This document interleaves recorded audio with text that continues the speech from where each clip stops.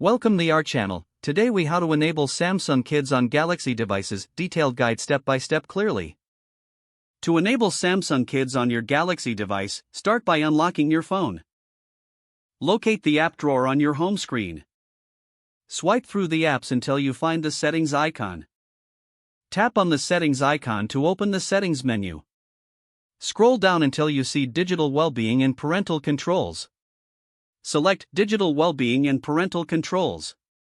Look for Samsung Kids within this menu. Tap on Samsung Kids to access the feature. If it's your first time setting it up, you may see an introduction screen. Read through the information presented and tap Start.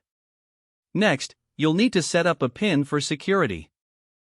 Enter your desired PIN and confirm it. Now, you'll see options to customize Samsung Kids. Select Get Started to continue. Choose the apps you want to enable for your child. You can also set time limits for app usage.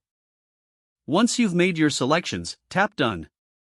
You will be directed to the home screen of Samsung Kids. Take a moment to explore the available features. To exit Samsung Kids, swipe down from the top of the screen. Tap on the Exit option. Enter the PIN you created earlier to return to the main device. Your Samsung Kids setup is now complete. If the page does not load, refresh the browser or try again in a private or incognito window.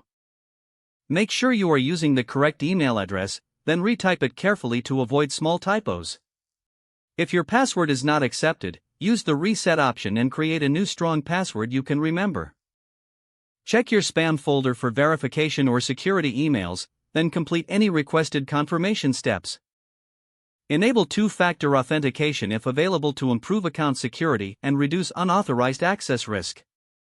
After signing in, review your profile details so your contact information and settings are accurate and current.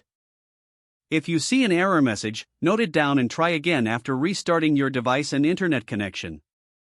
Log out when you finish, especially on shared devices, to keep your account and payment information secure.